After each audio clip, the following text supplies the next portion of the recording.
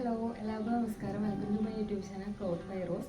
അപ്പോൾ ഇന്ന് ഡ്രസ്സിൻ്റെ വീഡിയോസും കാര്യങ്ങളൊന്നും അല്ല കേട്ടോ. ഒരു ചെറിയൊരു മാല ഉണ്ടാക്കുന്ന ഒരു വീഡിയോ ആണ്. അത് മെറ്റീരിയൽ കൊണ്ട് തന്നെയാണ് ചെയ്യണത്. അപ്പോൾ അതുകൊണ്ട് ഒരു വീഡിയോ ആക്കാമെന്ന് വിചാരിച്ചു.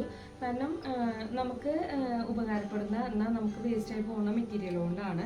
ഇപ്പോൾ ജീൻസൊക്കെ മേടിക്കുമ്പോൾ ചിലർക്ക് കുട്ടികൾക്കാണെങ്കിലും വലിയവർക്കാണെങ്കിലും ചിലർക്ക് ലെങ്ത്ത് കൂടുതൽ വരാറുണ്ട്.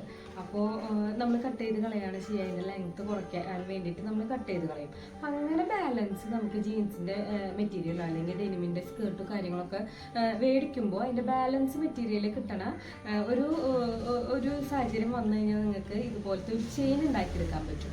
അപ്പോൾ ഞാൻ അങ്ങനെ ചെയ്ത ഒരു ചെയിനാണ് ഇന്ന് കാണിക്കുന്നത്. അപ്പോൾ അതിൻ്റെ ലുക്ക് ഇതാണ് കേട്ടോ. ഇപ്പോൾ ജീൻസ് കൊണ്ടാണ്, ജീൻസ് ലെങ്ത്ത് കൂടി ജീൻസ് ഒന്ന് കട്ട് ചെയ്ത് കഴിഞ്ഞപ്പോൾ അതിൻ്റെ ബാലൻസ് വരുന്ന മെറ്റീരിയൽ കൊണ്ട് നമ്മൾ ചെയ്തെടുത്ത ഒരു ചെയിനാണ്. നല്ല ട്രെൻഡിങ് ആയിട്ട് നല്ല സ്റ്റൈലിൽ നമുക്ക് ജീൻസിൻ്റെ ഒപ്പം തന്നെ ചെറിയ ഷോർട്ട് ടോപ്പ് ക്രോപ്പ് ടോപ്പുകളുടെ ഒപ്പം തന്നെ നമുക്ക് യൂസ് ചെയ്യാൻ പറ്റാവുന്ന ഒരു ചെയിനാണ് കേട്ടോ. അപ്പോൾ ഇതാണ് കേട്ടോ ആ ഒരു ലെങ്ത്ത് കുറച്ച് ഒരു പീസ്. അപ്പോൾ നമുക്കൊരു 8 ഇഞ്ചോളം വരുന്നുണ്ട് നമ്മൾ കുറച്ച് ലെങ്ത്ത്. അപ്പോൾ അത് ഇതുപോലെ നമ്മളൊരു സെൻറ്റർ കട്ട് ചെയ്തിട്ട് ഇത്രയും നീളത്തിലാക്കിയെടുക്കുക. അതിനെ വീണ്ടും നമ്മൾ സെൻറ്റർ കട്ട് ചെയ്തിട്ട് 2 പീസാക്കി എടുത്തിട്ടുണ്ട്. അപ്പോൾ നമുക്ക് ടോട്ടൽ 4 പീസ് ഉണ്ട്.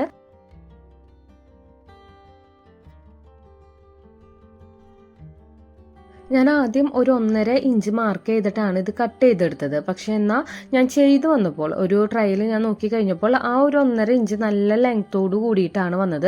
അപ്പോൾ അത് ഈ ചെയിനിന് ഭംഗി ഉണ്ടാവില്ല എന്ന് വിചാരിച്ചിട്ട് ഞാൻ ഒന്നും കൂടി അതിൻ്റെ ഒരു ലെങ്ത്ത് കുറച്ചിട്ടുണ്ട് കേട്ടോ.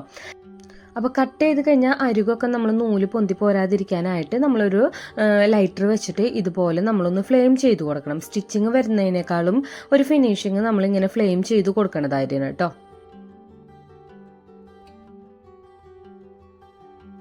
ശേഷം നമ്മൾ ഇതുപോലെ ഇങ്ങനെ ഉരുട്ടി കൊടുക്കുകയാണ് ചെയ്യണത്. അപ്പോൾ ഒന്ന് റോൾ ചെയ്ത് എടുത്തു കഴിഞ്ഞ് കഴിഞ്ഞാൽ ആ ഒരു ക്യൂബിൻ്റെ ഒരു ഷേപ്പ് നമുക്ക് കിട്ടും.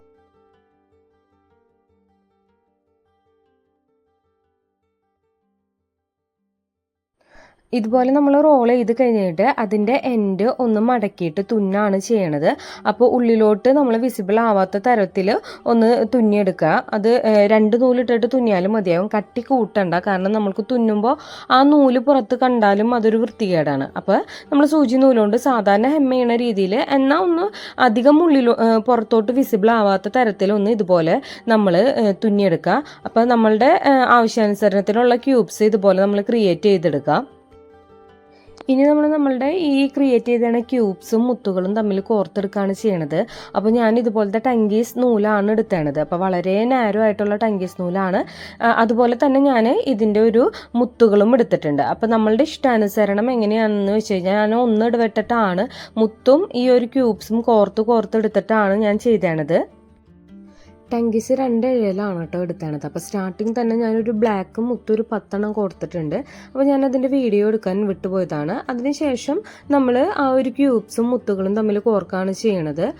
അവസാനവും ആ ഒരു 10 മുത്ത് ബ്ലാക്ക് മുത്ത് നമ്മൾ ആഡ് ചെയ്ത് കൊടുക്കണം.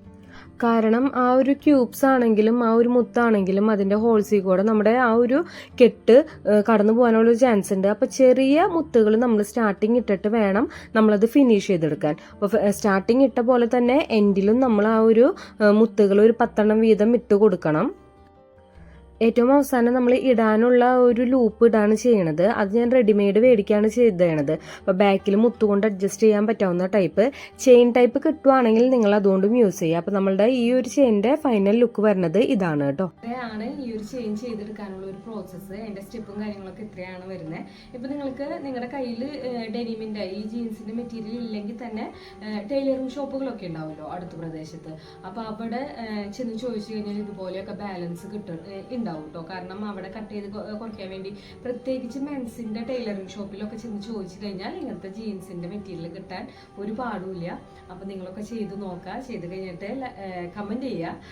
ചെയ്ത് കഴിഞ്ഞിട്ടുണ്ടെങ്കിൽ കമൻറ്റ് ചെയ്യുക, ലൈക്ക് ചെയ്യുക, ഷെയർ ചെയ്യുക, സബ്സ്ക്രൈബ് ചെയ്യുക. Thank you. ബൈ.